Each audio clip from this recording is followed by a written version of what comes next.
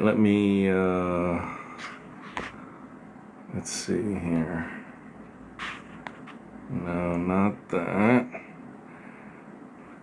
Let me see if I can...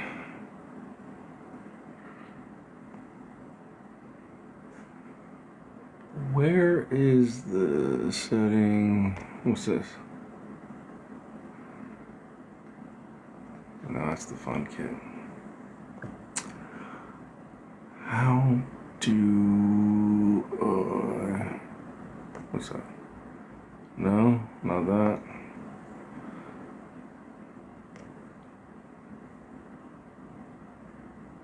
There we go.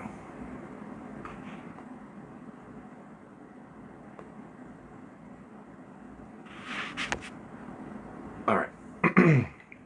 Welcome. Hey, Issa, welcome in. Good evening. How are you? Hope you are doing well. Hope you're doing well.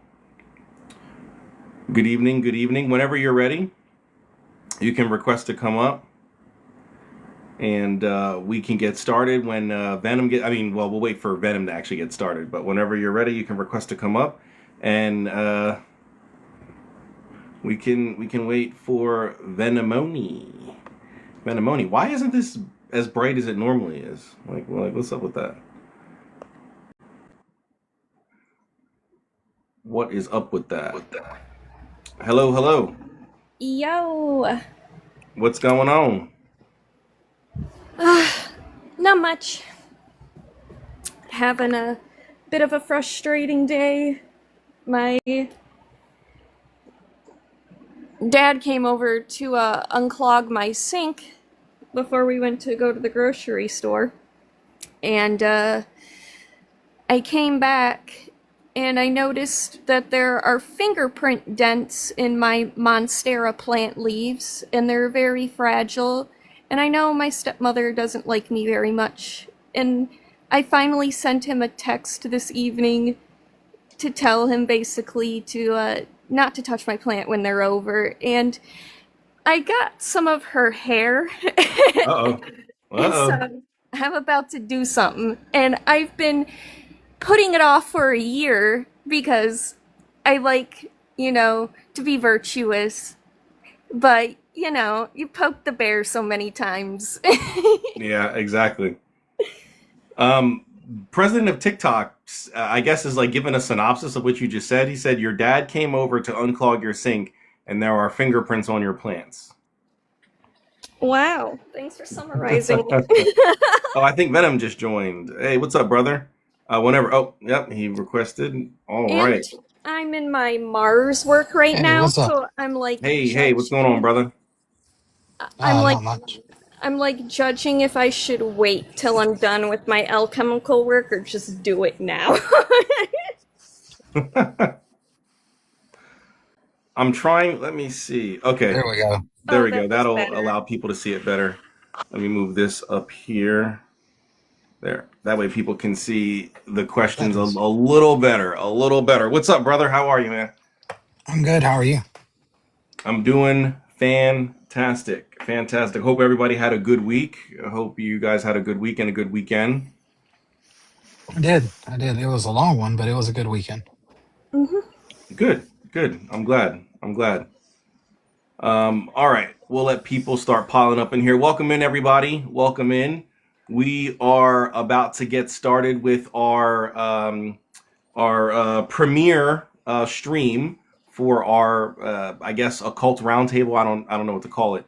Our live panel, our occult roundtable, where we are going to be doing this every week on Sundays, 9:30 p.m. Eastern Standard Time, and we will be discussing pretty much anything and everything in relation to the occult. We will have pre-selected questions that you guys will see in this stream right down here. And we're going to be talking about those questions amongst ourselves. And if you guys in the audience have any input, you have further questions, you want to clarify something, you disagree, please put it in the chat or even request to come up. Those other invite boxes are not just for decoration. We want you to use them. So if you like what we're saying, and you want to chime in, please do either request to come up or put it in the chat, and we will get to it. So welcome in. Be sure to tap the screen. We want to get this out to as many people as we can. But yeah, unless you guys have anything you want to say, we can go ahead and just dive right in. We can get started. One thing real quick with Sure. the background before we start. With everything the way that it looks, is there any adjustments that you think I need to make next week? Like, do you want me to make the text a little bit smaller? I can do that. I think it's fine the way it is. Okay. But if other people have issues seeing it or whatnot, please do let us know. Yeah. But as long as I have it like this and not the way it was before I switched it to this mode, it was fine. When it was on the other mode, it was like stretched out or whatever. But here it seems to be okay. I Okay. Yeah, can read it. I hope you guys can read it as well. it looks good to me. Excellent. All right. All right. So yeah, tap that screen, guys. Let's get this out to as many people as we can. Let's try to have a great stream this evening. What's up, Shekinah? How are you? Much love to you. Blessings to you as well. Thank you. Um, all right. I guess I'll go ahead and kick it off with the first. Well, I guess it doesn't have to be in the order that's on the screen. Is there any question that either of you want to start with? Not in particular order, no. I'm open to any of them. Any of them? Okay. All right. So let's just go with you know what? Let's just start with the first one that's there presently. So thoughts on occultists discussing systems and traditions that they're not part of and don't practice. How do you guys feel about that? People who talk about systems that they are not involved in. I think it depends on the level of authority someone's trying to claim. Like, there's nothing wrong with discussing traditions you're not a part of. Most of us occultists do it in witches, but like, I think there's a line in the sand when someone starts speaking as an authority on a system they're not practicing Mhm. or that they've been trained in, because it doesn't matter what practice that you're a part of. Um, Theory and with knowledge has to move to practice, to realization and integration. And if someone's not living that practice, their understanding just stays in theory. So I think discussion is fine, but having humility for each other's experiences is also important. Okay. Um, I mostly agree with Issa. The only caveat is I think authority is a complicated term. Yeah, Okay. You can speak on you can speak with authority from a scholastic point of view or an academic Mhm. point of view, just as you can speak with authority from a practicing point of view. yeah, Right. You can study a system and know, the ins and outs of it, and maybe not the secrets. Um, but you see a lot of this kind of gatekeeping, especially on TikTok, of people being like, well, if you don't belong to this practice or if you're not this kind of person, you can't speak on it or have a conversation about it. And I think that is um, toxic. And I actually think that that's a horrible thing for the community as a whole, because we should have an understanding of what's around us and what's out there other than just what we do. yeah. So I think we have a responsibility to speak on and talk about traditions that we're not a part of or don't practice. Yeah, agreed. I tend to agree with the both of your sentiments. For me, it's all about transparency. It's all about if you are not a member or an initiate or a practitioner of a certain system, but you have knowledge on it. In my opinion, as long as you're honest and you tell people, hey, I don't practice this. This is just what I know. This is what I've read. This is what I've heard from those who have practiced or do practice. I don't see an issue with it. It's when you try to claim some kind of authority and that authority either can't be validated or is wishy-washy to begin with. That I start to, have Yeah. issues with people outside of a system. But as long as you're open and honest and you're upfront, like, hey, I'm only interested in this, from an academic perspective, or I only read this or I only heard this, but I don't practice it myself. I don't have any issue with people talking about systems that they're not part of. I think that's how it spreads, right? I mean, most people who aren't specifically looking up, like, like Haitian voodoo or something like that, are never going to find that type of content. But if their favorite witch talk creator, mentions it, they might hear about it, right? But they would have never heard about it if that witch talk creator never mentioned it, because they're not supposed to, right? So now, if that witch talk creator is, claiming, all kinds of initiatic level knowledge and, can't display any of that, that's another thing. But just by them mentioning, oh, hey, I heard, I don't know, Conjure Man Ali wrote in this book, blah, blah, blah. I don't think that there's any issue with that. So, Yeah, I would agree. I would say the difference would be like if you're telling secrets that you don't yeah. actually have the ability to know. Um, Speaking of, do both of you still hold the same opinion when it comes to closed traditions as well, though? Um, Yeah, I would say with most closed traditions, there's an inner and an outer sort of a knowledge. And I still don't have any issue with, as long as people are open, like, hey, I don't practice this system, but here's what I read about Kimbanda. But I claim no authority. This is just what I read. This is how they may do it. I'm fine. But Mhm. then again, I don't belong to any of those types of systems, so um, you know. Yeah, I agree. I've been privy to those groups, but only in an outer sense. And rarely have I ever seen any inner part. And I don't really remember anything to speak on that, so I just don't. It's not my place. I respect their traditions and their cultures, and if I know somebody, then I'll direct that person to them, to somebody with better knowledge and grounded wisdom than I have. Yeah, Mhm. true. And yes, Shekinah, this is open, so feel free to request to come up, and we'll definitely hear what you got to say. Request to come up. I'm actually going to put that on the text in the background and resend the background to you tomorrow. Okay, nice, nice. That way people know that they can come up.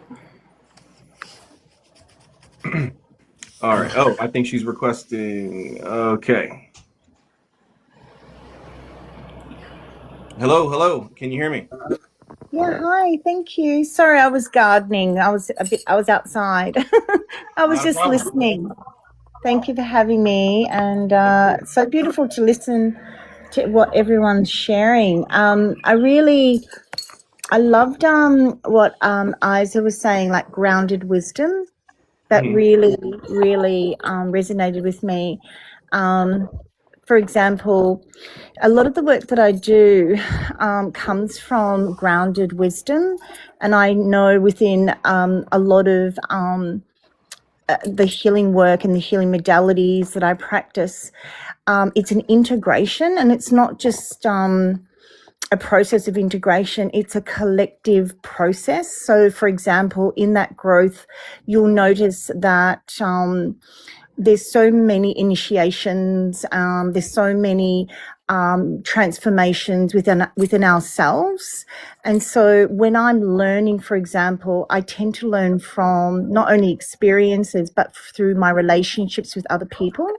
And I love to be around other people and watch the process as well. So, like, for example, my husband is an alchemist. And I know when he began alchemical medicines, he's not the same person that he was. So even the alchemical medicines have transformed within me as I take the spagyrics. I'm noticing more of a maturity and expansiveness with the alchemical medicines. So I think if you kind of understand alchemy and the process of alchemy, it gives you an invitation to understand that there is a process. So this is why I love to be present with other people's wisdom, but not always necessarily needing to own it. It's more about understanding it from a perspective that is respectful. But I also agree with what Isa was saying. I don't necessarily feel that, like, for example, I might take spagyrics, but I'm not an alchemist. I might be a creatrix, but I'm not an alchemist. So I don't necessarily understand the full process and the summoning and all that's involved with it. There's a lot of magic involved in that. My magic works differently. So I think there's a form of respect that I learn from other people's work, but I don't need to own it. Yeah. I just own what I feel I can connect with and I can share, myself. So yeah, I think Venom, you were saying, like, having conversations is actually, I think, really important and essential. And I do actually feel it is our responsibility to continue sharing our talents and our beautiful gifts. But also, understanding that as teachers or teachers in the becoming, we also have to understand that not everyone's going to be at the same level of advancement emotionally. And so we kind of have to have an awareness of that. Agreed. I would agree. And there's a level of respect for other cultures and other practices that you should have, and a level of humility. Yeah. I do feel like for most people that legitimately practice, they do kind of gain these two things throughout their work. So I think you do have to have humility and respect when you approach these topics, but I think it's very important to talk about them. Yeah, and I think that humility even extends to not just when you're approaching it, like when you're coming at it from a practitioner's perspective, but also when you're coming at it from, just like talking about it publicly, like, especially kind of, like what we're talking about here, especially if you're not part of the system, right? You need to humble yourself and realize that if you're not part of the system, you probably don't understand all the ins and the outs and all this other stuff. And a lot of people don't want to acknowledge that or don't want to face that. They think that because they've been, quote unquote, studying something for, I don't know, 3-4 years, that they know everything that there is to know about it. And that, you can't tell them anything. And if you do tell them something, you don't know what you're talking about. You have no idea. And, I think that there needs to be humility there as well, especially, again, coming from someone who's not part of the system. You should probably slow down and Yes, pace yourself, especially because people come in so, like, hot-headed or so confident and over exuberant, and it's like, chill. yeah, definitely. Mr. Too Damn Much agrees. Thank you, Mr. Too Damn Much. All right. Any other thoughts on that first topic? No, No. Okay. All right. We can move into the. Let's see. What do we got here? Okay. Number 5. That's it. That's an interesting one. Number 5.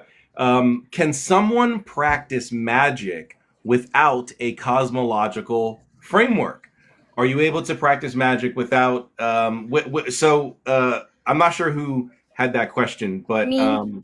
okay. So when you say cosmological, do you mean like God? Like, can you do it without like gods and spirits and stuff like that? Is that what you mean? Yeah. Okay. All right. I should have framed that differently. Just a magical framework, I guess, in general. Okay. All right. Do you want to start then, since it was your? Yeah. Your question? So I feel like people can attempt it, but I feel like eventually it's necessary. And I'm saying that from experience because I didn't feel like I really needed it at first until I got into my own alchemical work Mm-hmm. because I magic works by interacting with the unseen structures of reality.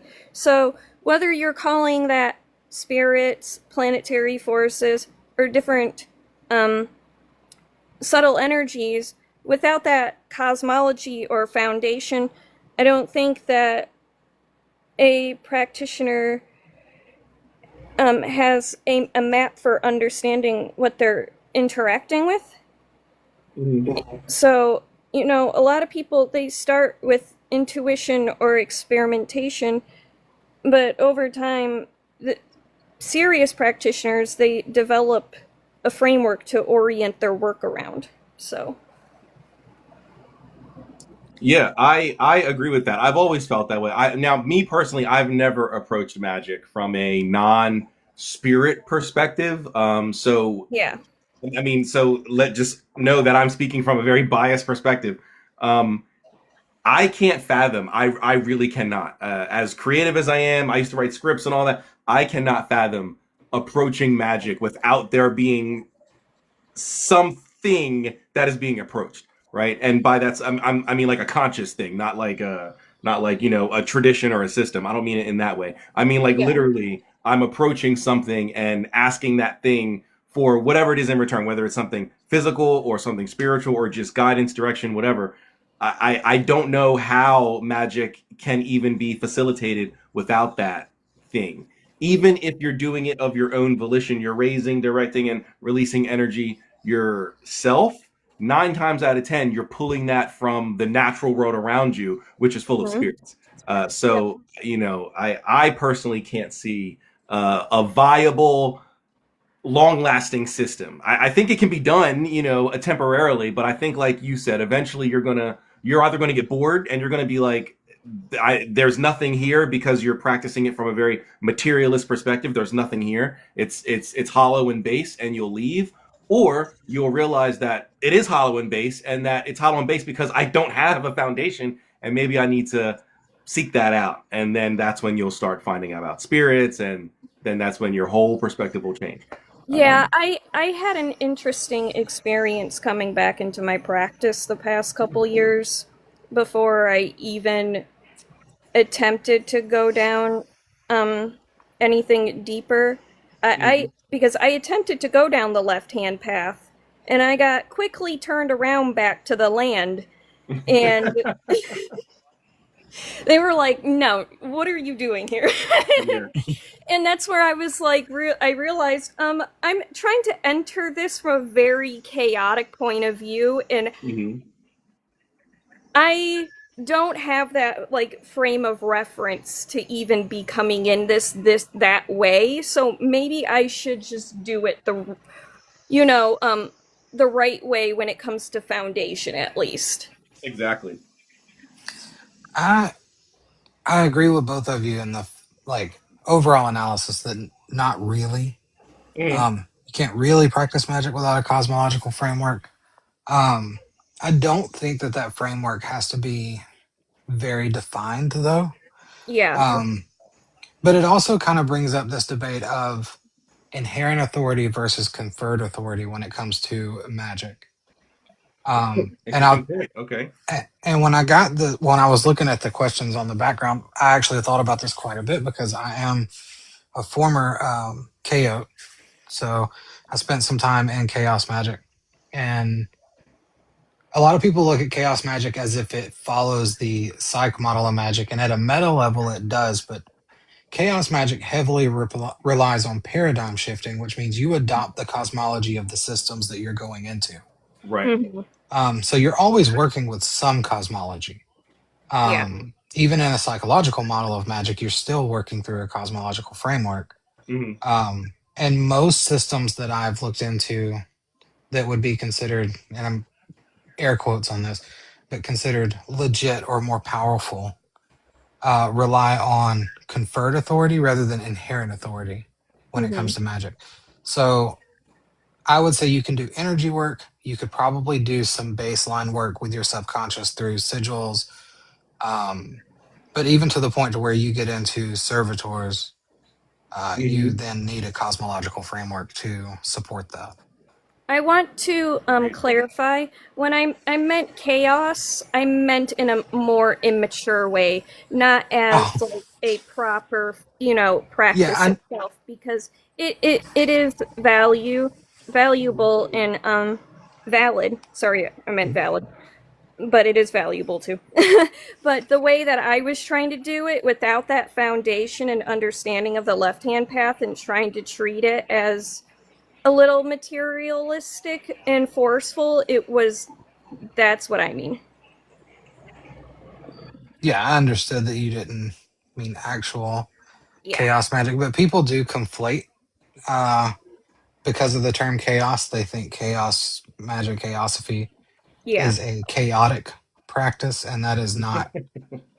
Yeah. That's not true. It's just a system of paradigm shifting and quantifying the systems that you're looking at, and then Yeah. trying to strip away any dogmatic elements or any, um, basically stripping away the fluff from the Yeah. systems and trying to get down to what's actually happening.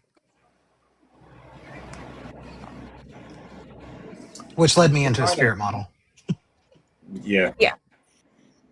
Shekinah, do you have any thoughts on the question?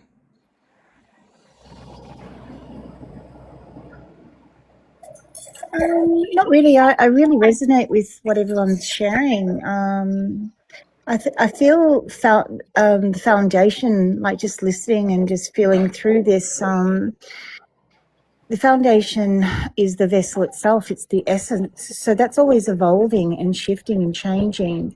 So I think magic has to also evolve, shift, and change. And I think that's what we're doing. Having said that, I think the foundation is primary to, say, inherit wisdom, perhaps. And so for me personally, I love having a foundation that I work with. But also, yeah, as I get older and I'm, integrating other, say, practices and modalities, it becomes expansive. So the foundation shifts and changes as we do, because we are the portal, we are the bridge to the creation of the magic, the form itself. So yeah, I think personally it is essential. Yeah, foundation. Yeah. Agreed. Agreed. Thank you for sharing your perspective. Thank you.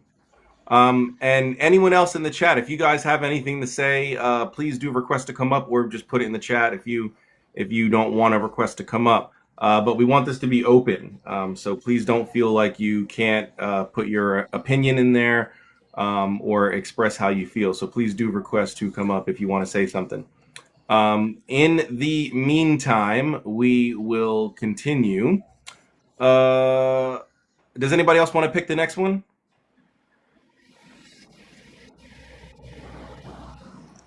Crickets. Mm, let's do number 2. Number 2, should everyone practice witchcraft or magic? I'll start this one.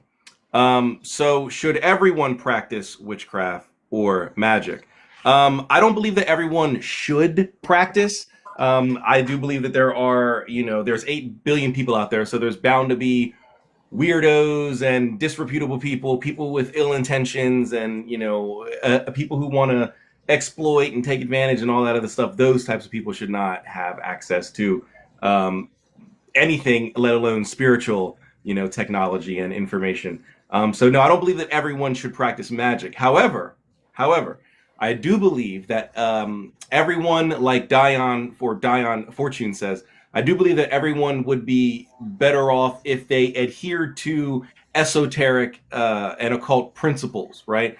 So not necessarily practicing, like doing rituals and spells, but maybe if more people would, consult divination systems for major decisions in their life, right?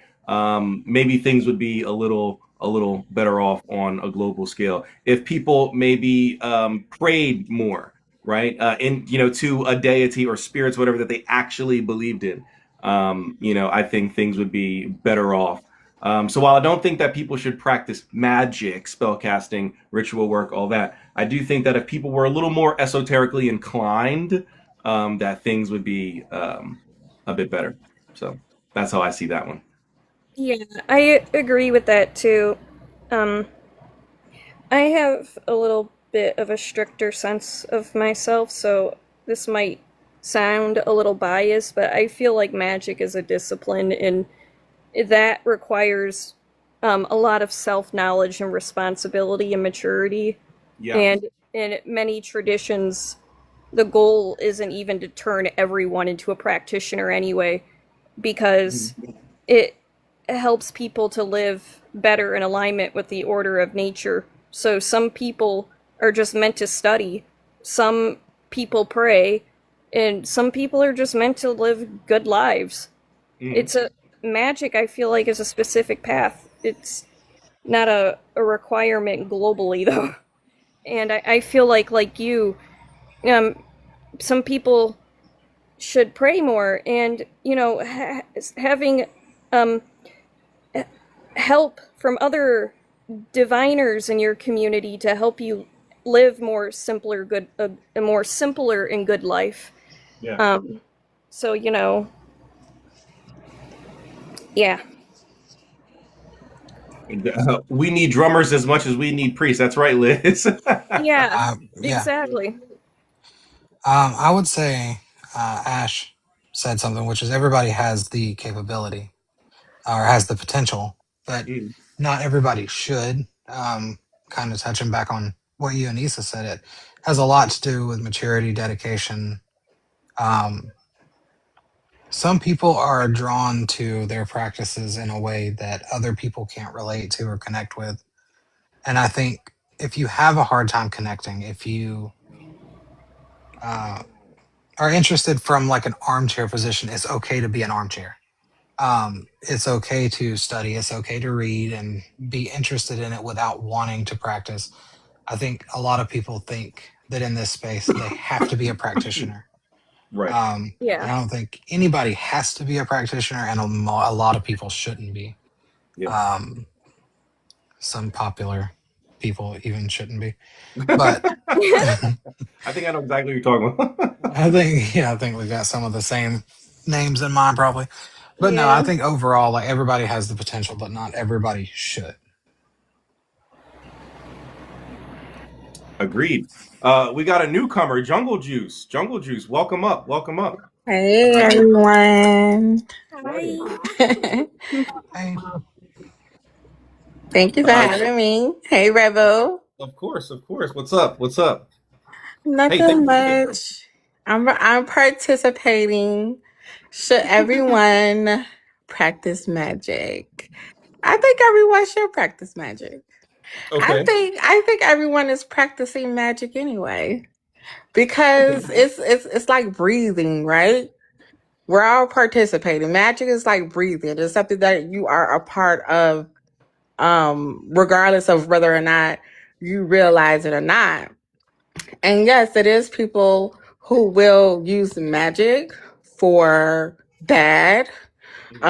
But we have people who are operating under that spectrum anyway. We have quote unquote people that are good and quote unquote people that are bad. So it's people who's going to operate in that polarity regardless of what they're doing.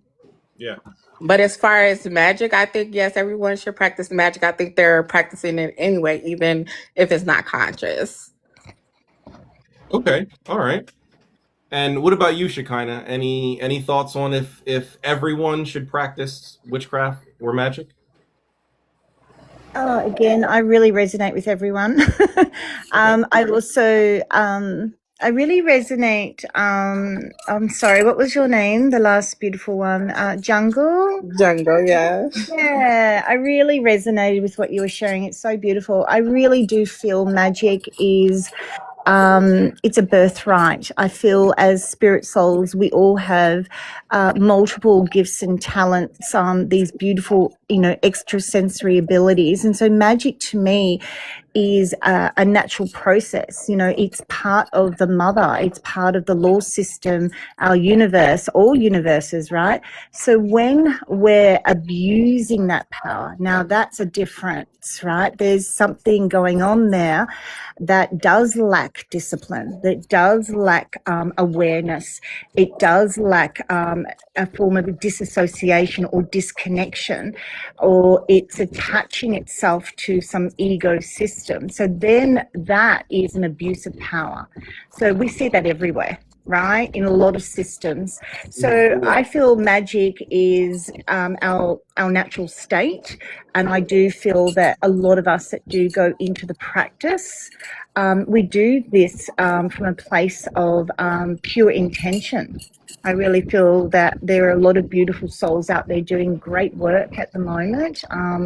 So yeah, I think it's more about, are you consciously aware, of what's the intention, and how do you receive? Because if you're receiving from a place of, say, a lower sense of consciousness or vibration or system, then maybe there's going to be contamination in your work. You know what I mean? So I don't know. I think we should all be practicing it, but with a form of discipline and awareness. Absolutely. For sharing that. Liz is saying something that I agree with. Liz says, I think there are everyday magics, and then there is vocational magic.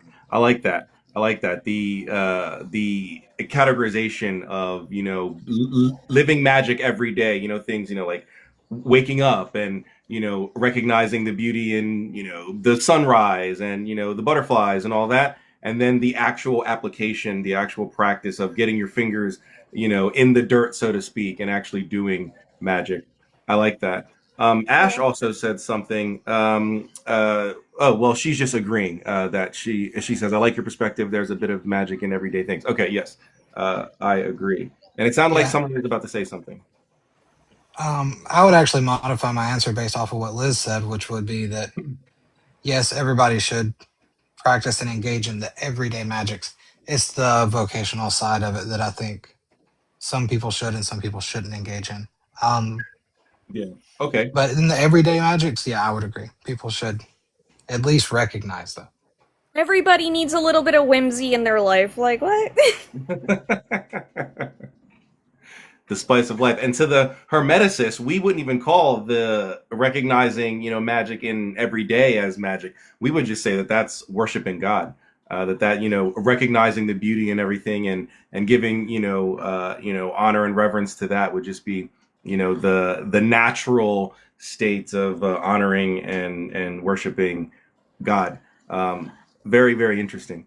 The vocational side takes training and discipline, and not everyone needs to do that. Yes, Issa actually touched on that earlier about the discipline and the humility that it requires. Well said. Well said. Again, anybody, since we got a bit more people in here now, if anybody wants to come up, please do request to come up. We want this to be open. We've got 2 more spots available. So if anybody wants to come up and share their opinions or their disagreements, please do request to come up. Don't worry, we're not looking for any debate. We're not looking to shut anyone down. Just sharing your perspective, and then we will continue.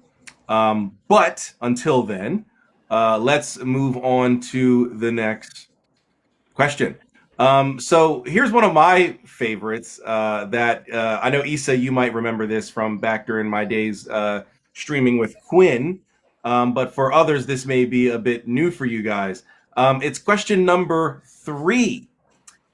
Can cemetery gatekeepers, so for those of you who aren't aware, in necromancy, there are these beings that are considered the caretakers, the managers of the spirit world in the cemetery, and these beings are known as cemetery gatekeepers.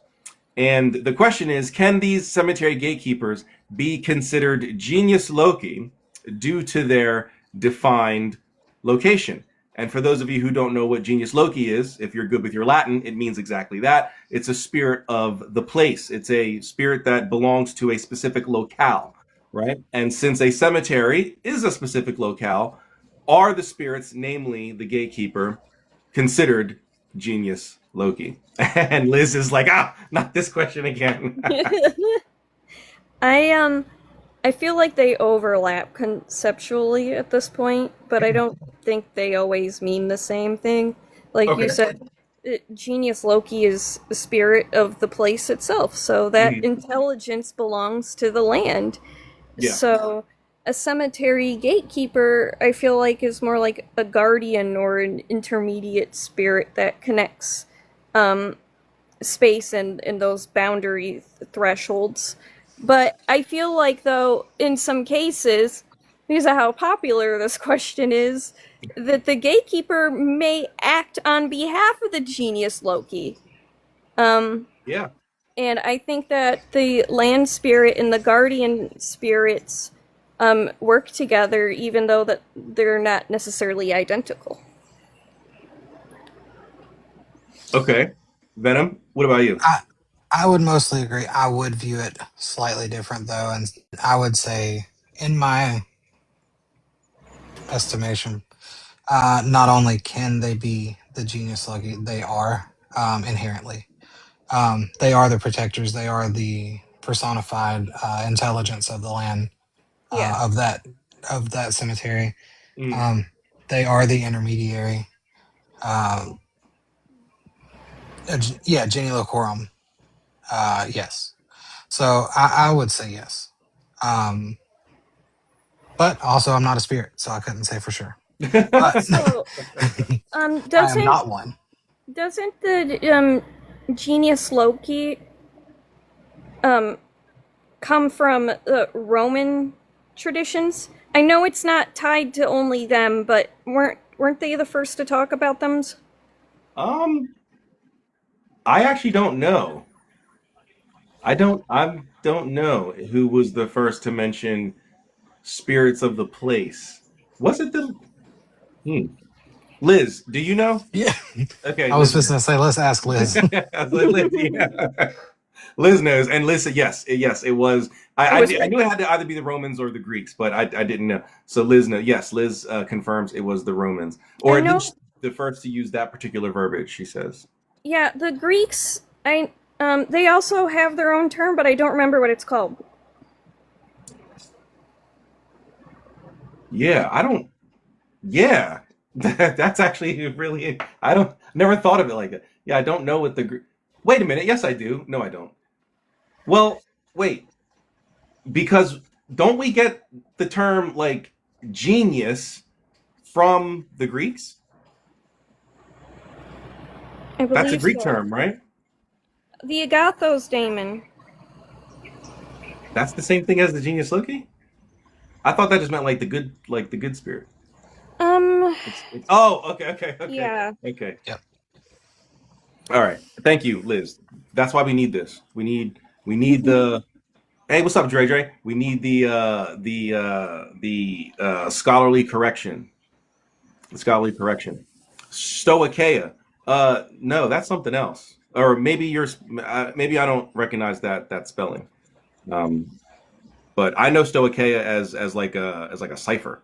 Um, but uh, Jungle or Shekinah, do you guys have any feelings on cemetery gatekeepers? Are you guys familiar with those terms? Do you feel comfortable answering that question? If not, that's okay. I'm gonna have to agree with Issa Okay. because it's not something that I really have thought about. Sure. So it was interesting hearing you guys' responses. But the way she put it out makes sense to me because I'm a person who I align with the philosophy of like hierarchy, spiritual hierarchy. So what she says definitely makes sense to me. So I agree with her on that. Just to be Okay. aware, I haven't really been in the cemetery much. I just know things. Yeah, my perspective has changed a little bit because I know I told you about a week or two ago I'm doing some work on the 13th with your oils. I had to go to a cemetery 3 days ago, and I did a little test, and so my Oh, thoughts on that question has have changed a little bit. But before I get into that, I want to know, Shekinah, do you have any thoughts? Yeah, I place a lot of acknowledgement on. I tend to use different terminology, but I really understand exactly where everyone's coming from, and I tend to use more. I used to do a lot of land clearings, for example. Every now and then, I will still get called out. But definitely I love the terminology more guardians or ancient ones or custodians. And we do. It's just basically paying respect. And I also love the terminology guardians. I think that's nice. It's a lovely respect. And again, we're going back into the foundation of using intention and magic and spiritual maturity. I'm moving through an energetic crossroads here. My frequency may not be needed or present or even available for what's happening in that space, that land, and they'll let you know. So there's a ceremony that's involved in all of that. So I think it's very much about respect, and I really agree. I think it's very much about honoring the essence of I think even the traditional custodians as well. Lovely, lovely. Okay, thank you for sharing that. Um, so my perspective has changed a little bit. Most recently in the last 3 days. Prior to that, I was on the fence, and I'm someone who likes definition. I like categories, and so I was always on the fence about whether or not they can be considered genius loci. I was always genius loci are spirits of the land, and cemeteries are while they are specific places, they have their own rules. But 3 days ago, I was in the cemetery and I came across a gatekeeper who would describe. I mean, they don't use our same terms, but once you let them know what a term means, it would have described itself as a genius loci, which I was very much surprised with, and I wanted to know why would you do that? And its response was, well, what else am I a part of if not the land? And so that got me. So I've met gatekeepers that had no tie to the land other than just being in the cemetery, and now I've met a gatekeeper who is intimately tied to the land. So, in my opinion, at least now, until another test is run and more evidence comes out for a different perspective, it's an either or. It's not set or defined. There's going to be gatekeepers who have nothing to do with the land at all and are simply shades of the dead who were the first or the oldest in that graveyard. And then there are others who are intimately tied to the land. And there may be things in between that I've not even come across. So as of 3 days ago, I'm on the either or train. just curious, real quick. What were you doing with my ink in a cemetery? Well, I was using your Saturnian ink. I was using it to consecrate. Oh, sweet. That's Yeah, awesome. I was using to consecrate some of the tools. So Ooh, yeah, nice. and one of my railroad spikes are that's going to be. I used it to how do I want to say this word, delineate um Hmm. uh a boundary. I'm not going to call it a circle. I don't cast circles anymore. So I'll Hmm. just call it a boundary. I used it to delineate a boundary, and your oil was the energy sort of not condenser, but like the thing that would grant authority to hold. Yeah, yeah. I know what you mean. The intelligence of that. That's actually really awesome. I wouldn't have thought myself to use it that way. I'm going to write that one down for a future reference. Well, you know me. I don't like doing what everyone else is doing. I try to find the ways to still stick with tradition, but not what the crowd is doing. Yeah, same. But yes. All right. Let's see what the guys in the chat are saying. What are you guys saying? Yes, Scolded Scald. Sorry. I saw you say this earlier. Yes, a literal cemetery. I hope you got that now. Yes, a literal cemetery, not a metaphorical one.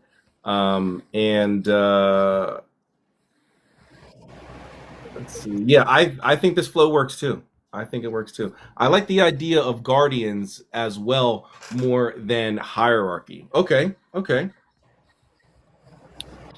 Macrocosm, microcosm, yada yada yada. Can you read people's intentions? Yeah, but I think pretty much everyone can do that. I don't think that's a magical thing. I think that's just experience. You've lived life, you've been through shit, and so when you see things that might lead to shit, you can recognize that. Pattern recognition. Yes. Thank you. That's what I'm trying to say. Pattern recognition. That sounded like a Duolingo notification. Shut up, Brevna. You don't know what I do in my spare time. Just kidding. You better do your lesson before that bird gets mad at you. I know it's almost midnight, so I'm gonna have to do it. But I'm always done in like a minute and 30 seconds anyway. So because I speak the language, I just use it to keep up.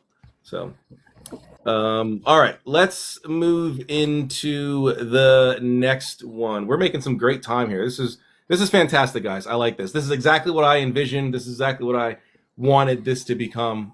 So good. I'm glad we are right on it. Okay. I think we actually only have uno mas that's on the board, and then I guess it could be a free-for-all, just whatever questions the panel wants, you guys want. I've got a shit ton of questions here that I've wrote up that are going to be for future weeks, so we could talk about some of those. But the final question, Ouija boards and other similar spirit communication facilitators, can they be useful? What says the panel? I'm going to let somebody else go first. I'm going to actually go I have the most boring answer, so. Gladly. You just answer no. Next. Just kidding. Venom, yeah, go first, Venom. Can they be useful? Yes. Are they useful in the hands of most people? No. I've always related spirit boards to the way that most people use them and the way the instructions from Hasbro say to use them as the equivalent of spiritual Omegle or just walking into Walmart and yelling, hey. You're going to get whatever's closest and whatever decides to come over to you and not necessarily something specific. However, if you are adept at conjuring and for some reason you don't have another method of divination, in certain circumstances, they could be useful. I've met people that say they use spirit boards. I've never had a great experience with them, but some people say they work great for them. Yeah, my answer's kind of the same. I've actually tested out. I don't know if you guys have seen, but here on TikTok, there's that spirit board. Actually, I'll just show it to you because I have it. There's that spirit board that has it's like in an oval or like a hexagon or whatever type of a shape, and it's got, here we go, and it's got like a bunch of words around the side, and people they'll lay it like this, they'll lay it flat like this, and it'll have like a swinging thing, and there's magnets in there, right? There's magnets, and those magnets will like connect to the thing in the base of the board here, and it'll make it, whichever one it's closest to as it slows down, that's the one that it'll magnetize to. Well, I removed the magnets, and I've tested it out as a spirit communication device with the spirit actually present. It's hit or miss. I'll do it 10 times. 5 of them seem to be spot on. 5 of them seem to be a bunch of nonsense. So I don't know. I think these things are, I guess they can be used, but I don't know. Like I've always said, I don't know why you would. I don't know. I don't know why you would when there's much more efficient methods of spirit communication, even if you wouldn't think of it as like I think tarot is much more easier to interpret when talking to spirits than this thing. So yeah, I agree with Venom. Can they? Yes, but I don't know why you would. I don't understand why you would. So I don't. I agree, but I also just. I've never really used one, so I don't think they're really useful, and I've I tested don't them all. yeah, I don't really have a need to use one, so I don't really have an opinion outside of I don't think they're useful, but Yeah, if other people say they're hit and miss, I can see that and see why. Not it's not as popular divination system as like tarot, and then again that might be a user thing. Like dowsing is a real thing, and a lot of people don't think it's real, yeah, but they just don't know how to. They don't have that sensio-motor, perception to connect with that tool that way. right. So, just like I'm going to use Venom as an example. He doesn't like tarot because he Mm. doesn't think it's reliable. So, it's like that. But I feel like some divination system or tools are not so good as others. And when, we're comparing tarot against an Ouija board, I just rather pick up my tarot cards. I think tarot is better than a spirit board, but Yeah. this made me start thinking about what the mechanics of a spirit board would actually need to be for it to be reliable. And I would Yeah. almost think that there would need to be sort of a possessory experience in order for a spirit board to be reliable. Yeah, I used to think that like maybe the spirit could like influence the whatever it is that would be used to pinpoint what it's saying. But as my experience has shown, that's hit or miss. Um, yeah, I don't see I can't understand why someone would go with something that's going to give you a 50-50 odds. Hmm. I'd much rather go with something that is going to give me much more positive. Not 100%, nothing's 100%, but I'll take 80% over 50% any day. So Yeah. So I think I think Ouija boards can be very useful. okay. Um, I'm a tools type of girl, so I'm gonna advocate tools. A Ouija board, I'm gonna look at like another tool, same as bones, same as tarot cards. To me, it's a tool to bypass the conscious mind into the subconscious mind. And from my experience, um, they can be very accurate if it's something that you're using to contact a spirit on a regular basis. From my experience, the more you use that tool to communicate with that specific spirit, the more accurate it is. But if you're using that tool for like different spirits, the noise can become vague. The communication could become vague. So to me, it's about having a relationship with the spirit that you're communicating with and have a relationship with that specific tool. I can understand that a little bit. That's that answer. Thank you. Shekinah, I how have, about you? Oh, sorry, Venom. Did you have something to say? yeah, I have some questions or a couple of questions. So, and you don't have to answer these if you don't want to, Jungle. But if so, my question is one: using a spirit board, what would your method be to test a spirit so that you know that you are communicating with the spirit you intend to communicate with? And the other thing would be, is there additional setup required? So, do you need seals of the spirit to communicate with the spirit the way you would with a table of practice? Do you need, like, do you have more like mechanical details that you can give on that? Because I'm curious about how that works.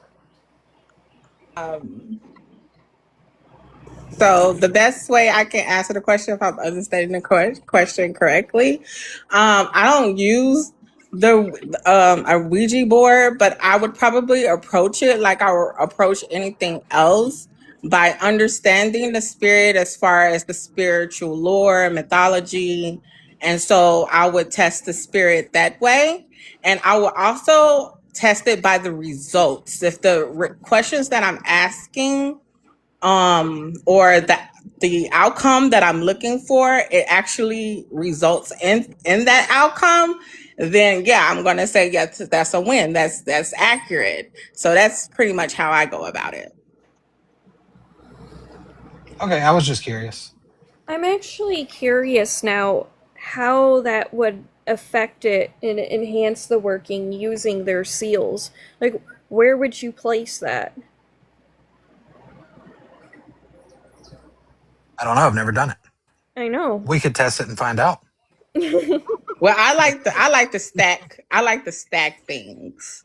So I may not just use a Ouija board. I may use multiple things. Mm. I can agree with that. I like that. All right. Nice. That's creative. Shekinah, do you have any input on the Ouija boards and other spirit communication facilitators, if they're useful?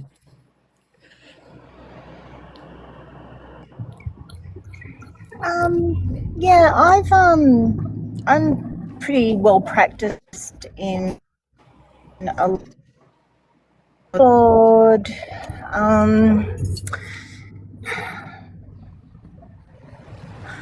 I don't really feel they're necessary. I feel if you're practicing magic, for example, you're going to get a much more of an effect. They're a bit mimicky to me. I think a lot of people that use Ouija boards, just from my own personal experience, don't necessarily, they lack that sort of spiritual maturity. I think when you're using divination tools, any form of divination, again, going back into respect, one of my abilities is spirit communication. I've worked in the field of, with a particular team when I was younger. I've kind of done a lot of that work. And I do feel that those that have used divination tools as a form of strengthening their own innate abilities, and then what we do is we put it aside. And so we then go through our own initiation of trust, letting go of those conditionings, within our mindset and our belief systems. So I prefer not to use tools, but I don't necessarily feel that divination tools it lacks in its power. I think it can be very effective and helpful for a lot of people. But with the Ouija board, I prefer, I don't personally use Ouija boards. I think a lot of people use them with a lot of irresponsibility. That's just my awareness of them. I can remember when I was younger and, playing around with Ouija boards, but also at the same time, I had, I had already practiced the tarot, Aleister Crowley tarot deck, and I had more of an awareness of what I was doing, but those around me didn't. And so I feel, it has to come with responsibility. Whereas if you're using oracle cards or runes or even just natural divination tools that you find everywhere, it's different. So I don't know. I'm not a big fan of Ouija boards, to be honest. That's just my personal choice. I think magic is better practiced when it comes with a structure. Yeah, definitely. My approach is definitely, if I have a Ouija board, it's going to be designated for one spirit because I do work with multiple spirits. So if I like Ouija boards or I like tarot cards, they're all going to have their own individual tool that I only communicate with them with that tool. Okay. Wow. I can kind of see that because, like, I have a few tarot decks, but only a couple of them I seriously use. I got one for my ancestors that I communicate with, and then my one on my working altar I use for planetary work. So I have separate readings, so I'm not just using things as like a catch-all. I mean, like, even some of my tools, I will only work with it alchemically during that working, and then before I move into the next thing, I cleanse it and I close it down from that working and I reconsecrate it for the next. So. Nice. Yeah, that's spiritual maturity. Do you get what I mean? Like, unfortunately, not all of us, like our own vessel, our own nervous system, can even regulate like these high frequencies. Do you understand what I mean? And so if I'm working with, say, a particular divination tool and I've practiced it, I'm going through an experience. There's an alchemical experience, and then there's a discipline. Okay, now the intention is to cleanse, purify, shut shop, so to speak. And unfortunately, with the Ouija board, just from my experience, if you're not practiced and you're not aware of these, expansive layerings of portals that you're opening, that can be really quite dangerous to our psyche, to our environment, to our sacred space. Agreed. Yeah. All right. I think that's it for all the panel questions, or at least the questions that were pre-selected. But we still got some time here, so we can start taking questions from the audience, and then we can all just give our perspectives. Rainbow has an interesting question here. Rainbow Forest. Is menstrual blood a strong magic agent? A girl I know gave it to a guy, and now he's obsessed. Yeah, it's a very strong magical agent. It's used extensively in hoodoo, obsession, love, lust spells.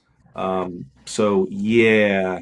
Now I don't know exactly what your friend, I'm assuming your friend or this girl that you know, did, but it's probably some kind of folk magical methodology, and yeah, that's quite well known.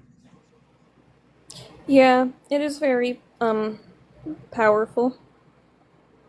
I like to use it for domination, and not in the obsessive love way, though. Yeah. Yeah, any kind of blood can be a powerful agent. So I would say, yeah, it was pretty powerful when used correctly or incorrectly. Either way goes.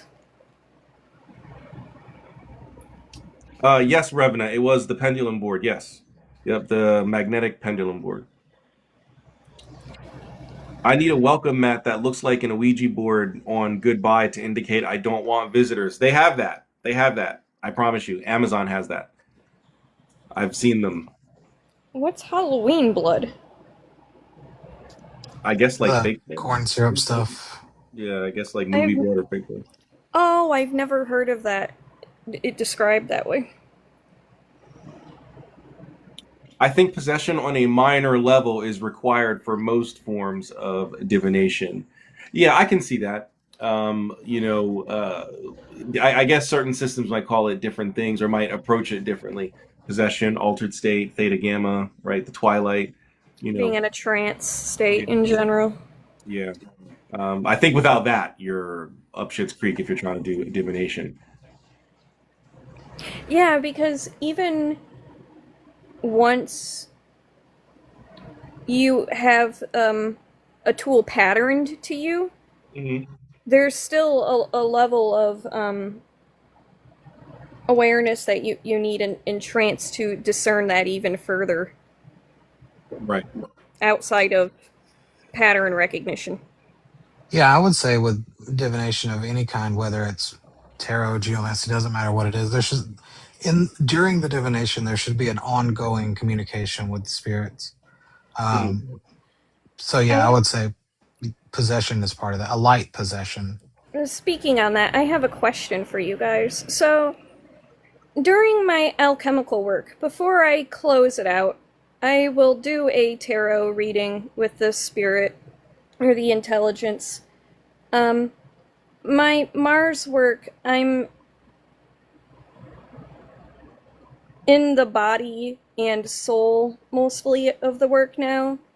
I'm heading into the last week, but last week when I was doing my divination readings, I noticed my arms were like very heavy, and I had a hard time shuffling them.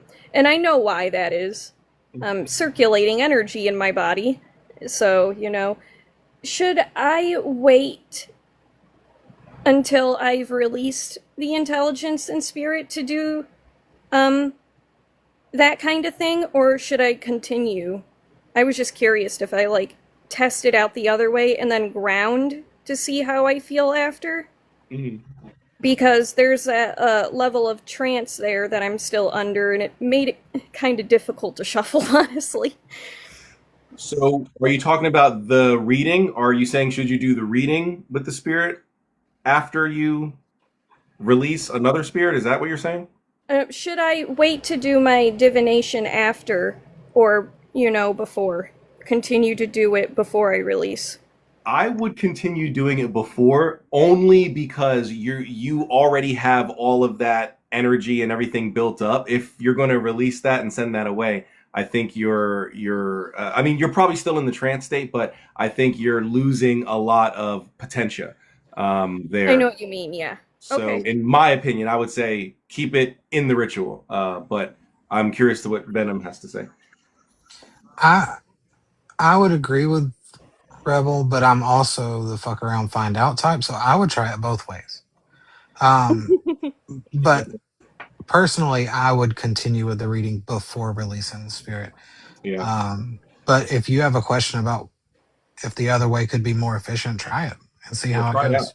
I'm actually going to do that. I'll do it both ways, actually. See how I feel before and after. Just to test my own thought out on that. And Venom, did you have questions? I see in the chat here you said you have questions. Oh, it was for Jungle on the spirit board. I was Oh, curious okay, about the okay. mechanics because I've never actually gotten to have a conversation with somebody that actively uses spirit boards as a communication device. So I was curious how that would work. And Liz has a very interesting question. She kind of already gave gave us the answer because that's my answer. But what keeps you honest and in check? I mostly use divination to confirm my spirit communication. Same way. I mean, I've been preaching divination for everything since I got on this app. I don't think there was a time when I never said divination, divination, divination. So yeah, I use divination to validate a lot of the things when I'm involved in spirit communication. But then there's also other methods of validation, but it depends on what's being asked and how you're going to obtain if what's being asked is for a material thing. But for the most part, divination is how I validate.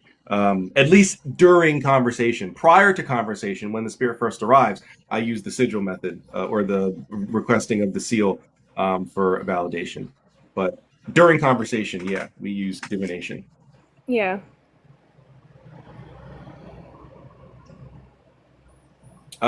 Jungle, Shekinah, do you guys have any thoughts about or any input on what keeps you honest and in check in regards to spirit communication? I just think I'm naturally that way. Okay. Um, I'm very analytical and I like proof. So it's not something that I have to really try to force myself to keep it honest. I like to take notes. I like to keep documentation. So all of that falls into, did I get the result that I wanted? Am I actually in communication with this? Because I like to have proof and documentation and organization, structure, as we call it. So that's what keeps me honest. I love it. I love it. Thank you. Shekinah, any input?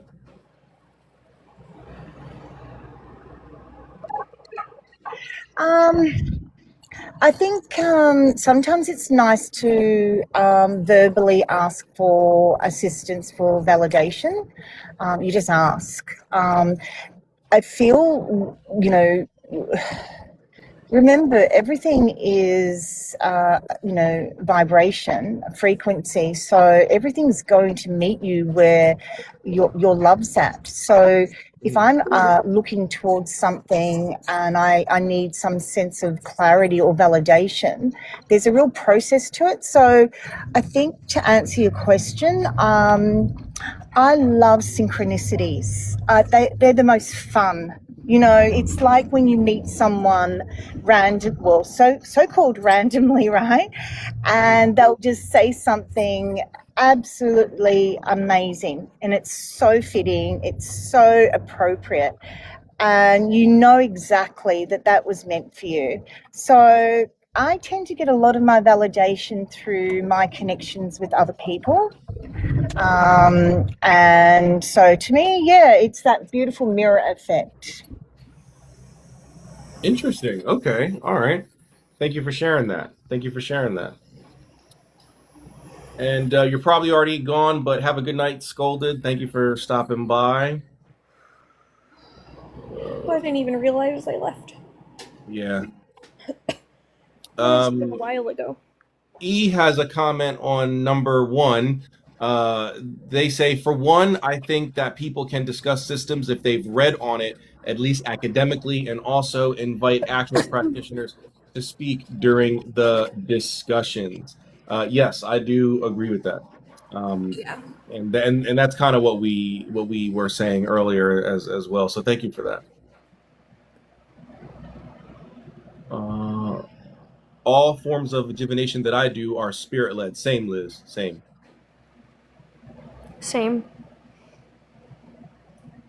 Wallace says, any good voodoo supply store will sell dragon's blood. I need some dragon's blood, actually. I have some incense, dragon's blood. Wallace says that they'd be lost without their spirit board. Okay, so Wallace is a proponent of the spirit board. Okay. All right, nothing wrong with that. And speaking of dragon's blood, what I consider to be proof as well, right? Evidence. Mhm. I have spirits that loves dragons blood, and I have spirits that absolutely do not like it. So I see that as evidence, right? I'm tapped in.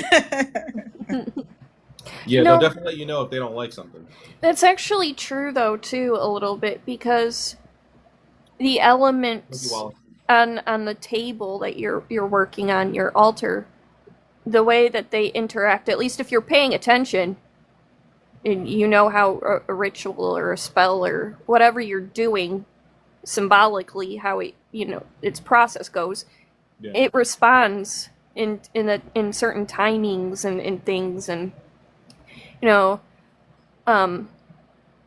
a candle might crack or pop or suddenly start shifting in a certain direction when it's been completely still and you've been standing there not really waving your arms around or anything. The incense will start making patterns and blowing in certain directions or pulling towards different candles on the altar. That's all communication that's telling you something. And if you have dead space and there's nothing really going on around you, you know if you've invoked something or not. Right. Minus the bodily sensory stuff that happens. And the feelings around the environment. A spirit will also tell you if it's it doesn't like something that's on the altar. So, Yeah. or that it just won't be responsive at all. That one element will be like out of tune. And there's a reason for that. Exactly. All right, guys. We got about 10 minutes left. We're almost finished here. This was a great stream. Some great questions, some great comments, some great input. Let me scroll through here. I thought the seals were fake, but I am not sure. Oh, Wallace, you're talking about the seals of Solomon. I saw your conversation earlier. So no, they weren't fake. I think what you're referring to is the corruptions. The seals that were in the original text have been corrupted over time, either just due to age and wear and tear of time on the paper or whatever it was called that they used, and also copyist errors. There was a lot of copyist errors, especially during translation. If a copyist didn't know, what what a word meant or something like that, they would just put whatever they felt, which would make the seal unusable because that's not the right name or whatever that should go there. They would omit things just altogether. They would do things backwards. They would do things upside down. It was very, very weird.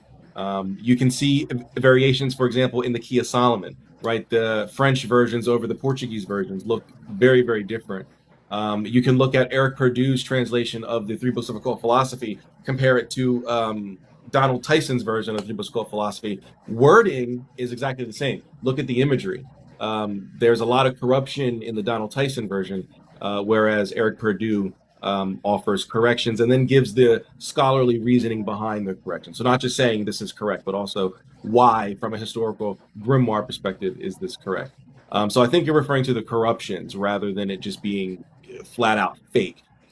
We don't really find that many fake grimoires in history. There's a couple. The Libellus comes to mind readily, which was just a Catholic, campaign against the Jesuits. But outside of maybe like 3 grimoires, there aren't many fake grimoires that are out there, and so the seals are usually legit, just highly corrupted.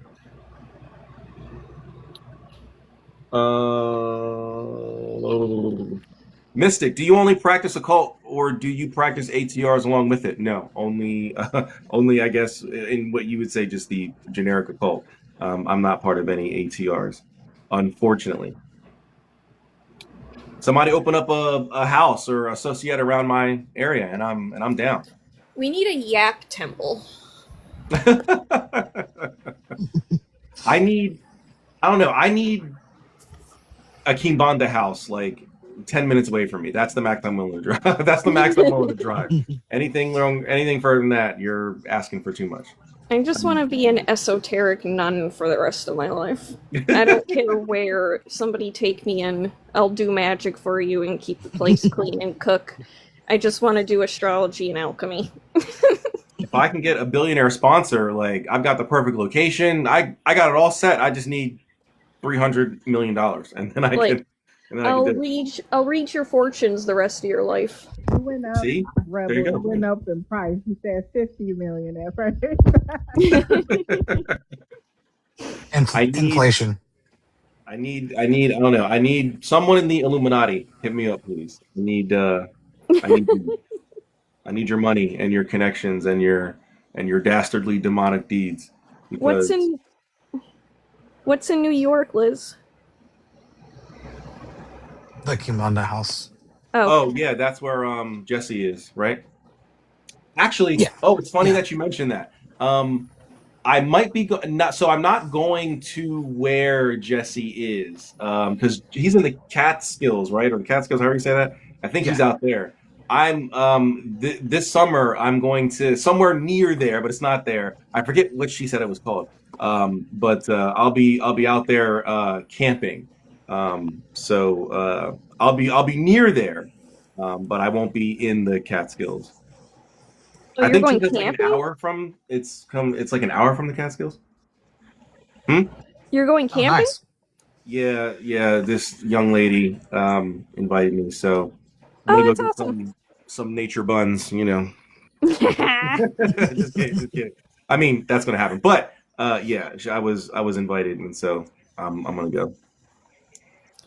Oh, somebody Planting. asked a question early. Blah blah blah. Where was it? Where was it?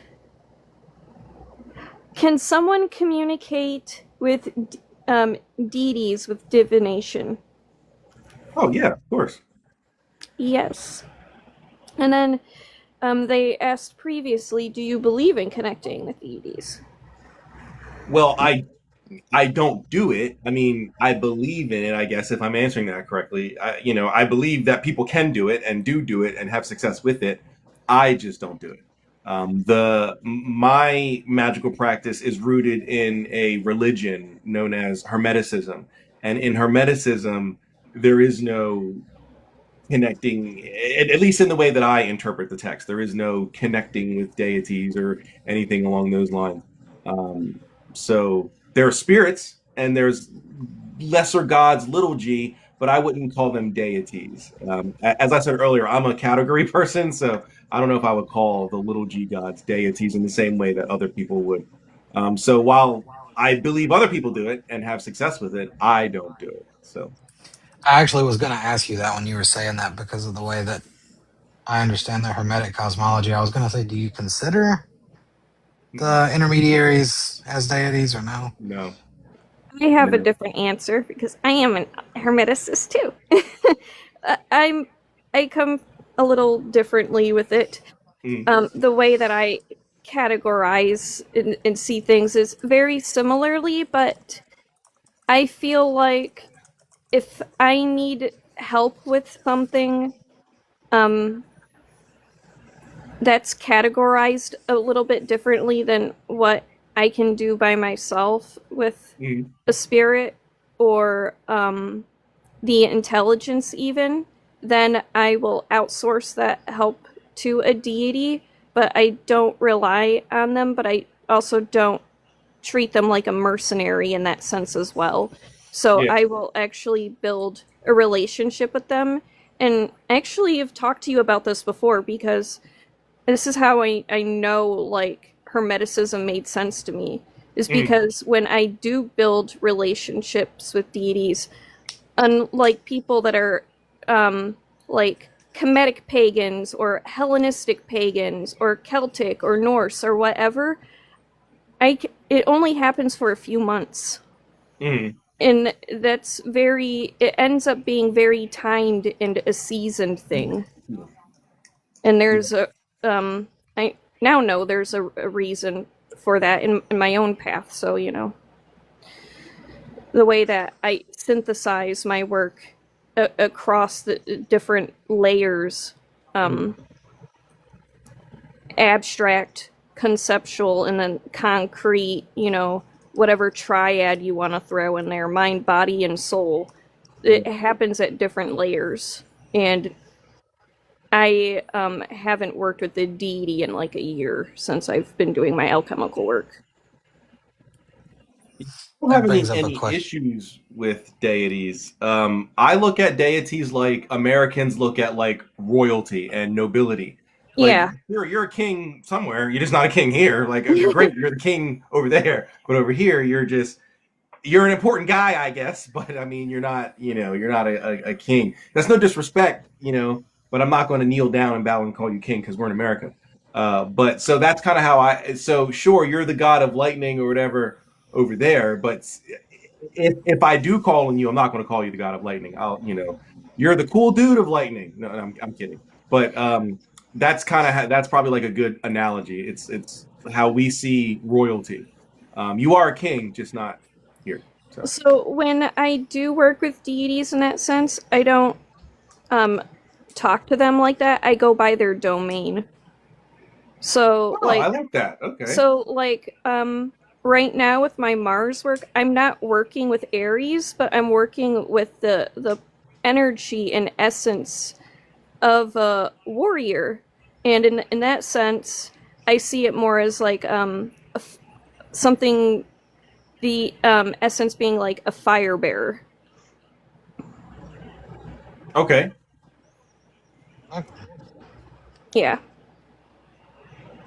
And Venom, were you going to say something earlier? I think I was going to say this conversation triggered a question for next week, actually. Oh yeah, good. Put it on the board. Put it on the board. Sweet. All right. Yeah, We got that's time for my one more list, too. question. Did you guys see any questions that we missed in the chat? Anything you guys want to answer before we get out of here for the evening? No, everybody's been responding to each other. Yeah, which is really cool. Which is really cool. Shows you guys know your shit. And that's what I'm doing, or I would like to do, I should say, Mr. Too Damn Much. Create an occult research society. That's exactly what it's going to be. I thought one exists. Or no, that's the Theosophy I'm thinking. Yeah, But I mean, I- I'm sure they do exist. I'm sure there are groups out there that do exist for occult research, but they're usually small because they're not really funded well. They're usually like self-funded or like maybe a couple people. That's why I said I need like a billionaire. I'm not playing no games. I don't want your little $100,000. I need $300 million so we can do this thing the right way. Right. Oh, someone said, how can one follow Hermeticism? Send me $100,000 and we'll talk. No, I'm kidding. There's I would start with actually go check out Polyphanes. He has a great blog, The Digital Ambler. He has a great blog. He is a practicing Hermeticist. He has a great blog on living Hermeticism in the modern context, and he'll also recommend some books for you to read. But on the book side, you want to get obviously a copy of the Corpus Hermeticum.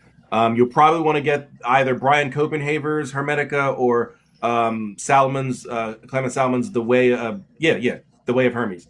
You want to get either of those, and then maybe something like The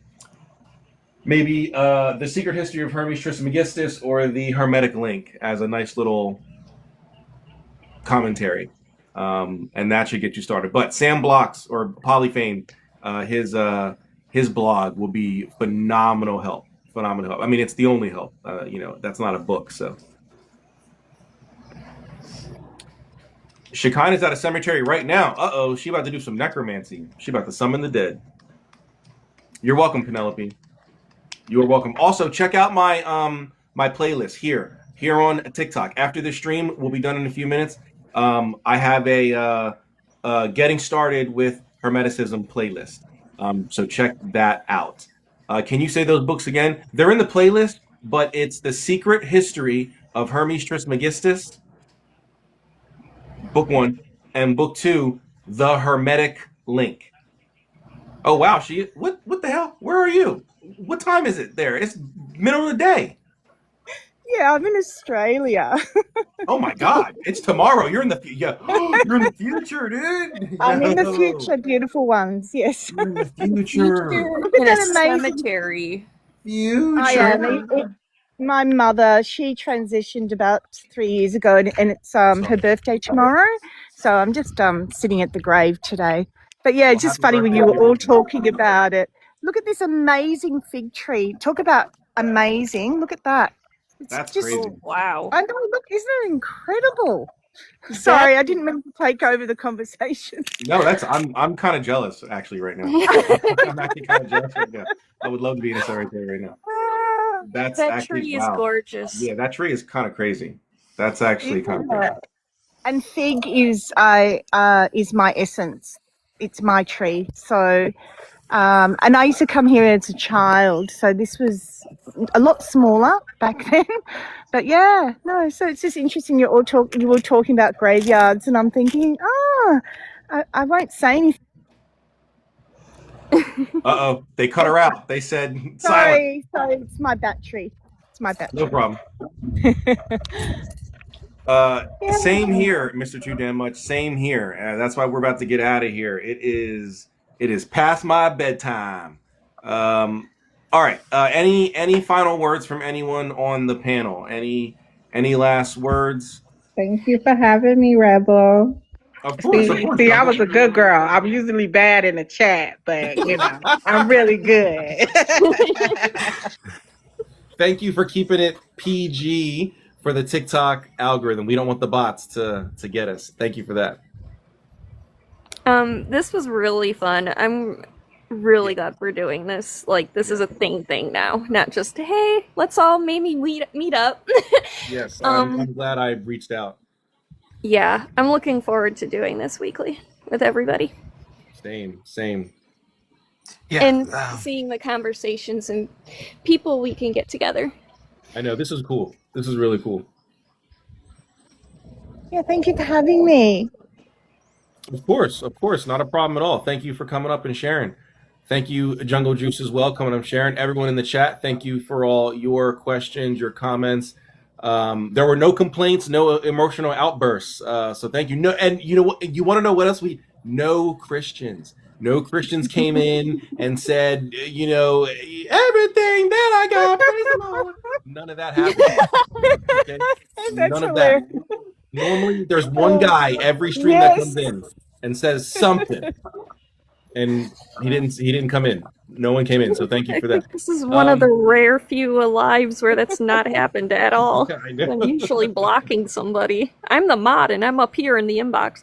So I had to have Joe make Venom a mod because I'm at the point in my own practice and everything where I'm like, I can't be the only one doing everything anymore.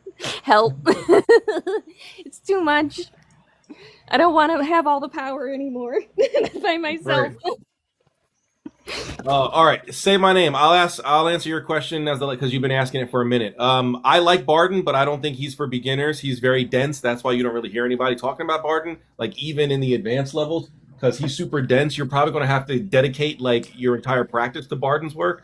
It's not something that you can really, at least not at the beginning, that you can work alongside of other systems. He's really dense, and you really gotta like work it, know your planets, and know them as spheres and stuff like that. So I like Barden. He's great, but not for beginners. Probably not even for intermediates. So that's how I would answer the Barden. Do you guys have anything about Barden you want to say before we get out of here? I have no clue who that is, but also thank you to everybody for the gifts. Yes. That's one thing I have to say. Excellent. All right. Thank you, everybody. Thank you, Issa. Thank you, Venom. I can't wait for next week. This was fun. And yeah, I will catch you guys in the next one. As always, seek the mysteries. Peace. Thanks, Revna. You have a good night, too. Good night. Peace. Night.